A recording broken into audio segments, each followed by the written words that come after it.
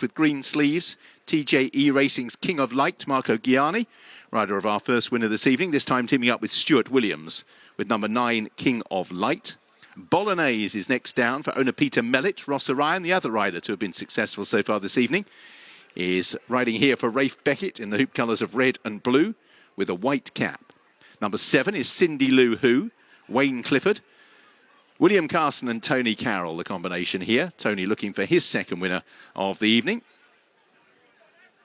And just about the last horse to head down towards the start is the top one, and that's Invictus Gold for Moulton Racing and T7.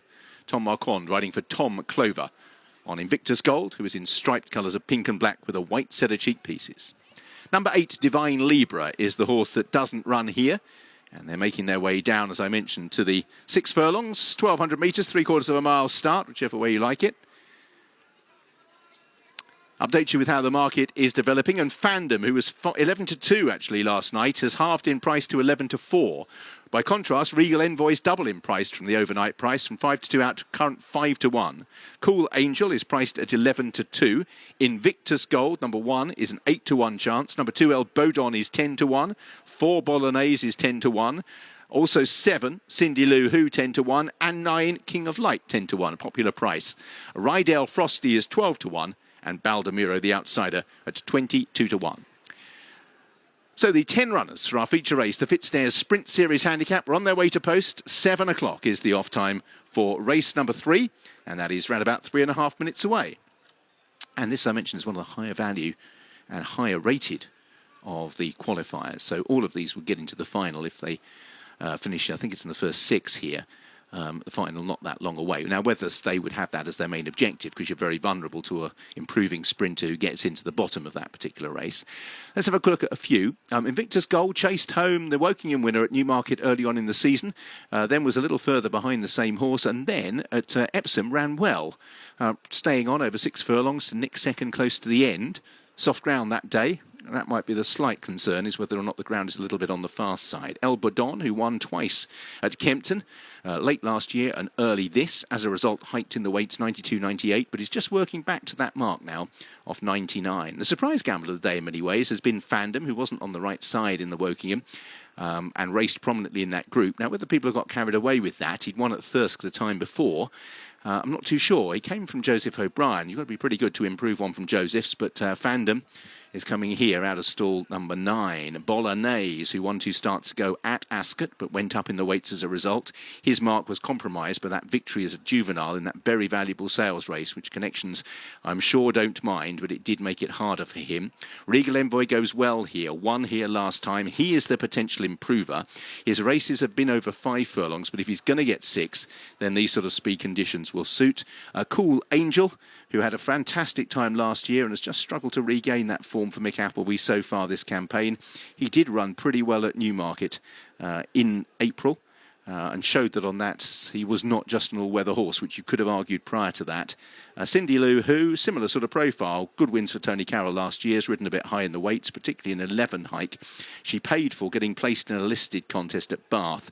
Backed her up quickly in April, but she's now considerably higher as a result. She yet to really prove she can cope with that mark. And of the bottom ones, Rydell Frosty was suited by the ground, clocked a very fast time when winning here last July. Might have been, wasn't this very race? That's in 2 weeks' time. So runners will shortly head forward. Regal Envoy waiting patiently. Also waiting patiently out the back is Cool Angel. Market is headed here still by Fandom. Fandom still getting shorter as well, 5-2. Regal Envoy 5-1. Cool Angel 13-2. Bin Drifter 10s into 8s. King of Light attracting support. Invictus Gold 17-2. El Bodon is priced at 10s. Bolognese is 10s. Cindy Lou Who 10s. Rydell Frosty 11s. And Baldemiro 25-1. So the runners beginning to load into the stalls shortly. And it is Fandom who is the well-backed favourite here in green with the white chevron, as El Bodon is the first one forward going into stall number 2. So I'd expect Regal Envoy to be pretty close to the speed with that speed over 5 furlongs, and I would imagine Fandom will be to the 4 as well. There's not too much pace outside those front 2, and they might just be able to get a softish time of things, which is exactly what Regal Envoy will want.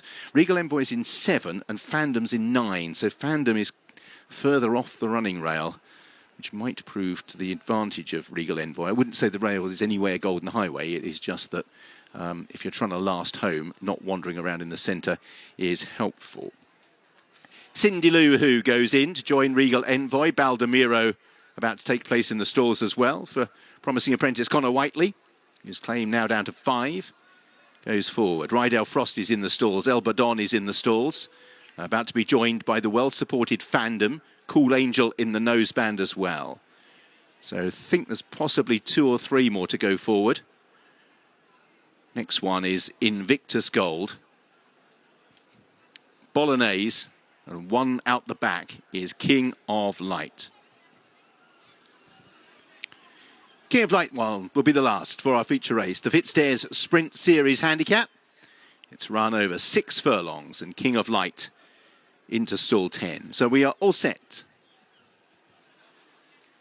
And they're off and racing for our feature race of the night. Elbadon is out well, likewise Regal Envoy, who's heading over to this near side rail. Fandom and out wider Cindy Lou Who are also showing pace. So out in the lead is Regal Envoy. From Fandom in second place on the right-hand side, red and yellow of Cindy Lou Who. Elbadon comes next, ahead of Baldemiro, Invictus Gold, King of Light. The grey on the inside, Rydell Frost is about 3 lengths off the speed. Then behind these is Cool Angel and last of all is Bolognese. So out in front, Regal Envoy, attended by Fandom as they pass the intersection. Cindy Lou Who is in 3rd place. Then in 4th, Elbadon. Baldemiro, Rydell Frosty shaken up on the running rail. Needs a bit of room. Then King of Light. Still over 2 furlongs to go. Regal Envoy staked his claim and gone for home. Leads from Fandom. King of Light down the outside. Then Elbadon. Baldemiro trying to force a passage. Rydell Frosty needs a bit of luck. Regal Envoy needs the line because King of Light's coming out of the pack to press. Then Fandom. Then towards the outside, Cool Angel. And it's King of Light who's moved through to lead for Marco Gianni from Regal Envoy, then Cool Angel, Baldemiro late on the scene, but King of Light, double for Marco Gianni, and a welcome winner for Stuart Williams, beats Cool Angel, Baldemiro, Fandom,